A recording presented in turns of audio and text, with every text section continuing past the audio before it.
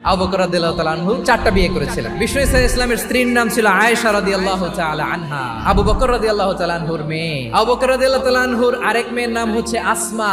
দুজনই আবু বকর রাদিয়াল্লাহু তাআলা আনহুর মেয়ে। এক মায়ের নাম, বাবা এক, মা দুইজন। আয়েশা রাদিয়াল্লাহু তাআলা আনহার মায়ের নাম উম্মে রুমান, আর আসমা রাদিয়াল্লাহু তাআলা আনহার মায়ের নাম কুতাইলা বিনতে আব্দুল উজ্জা।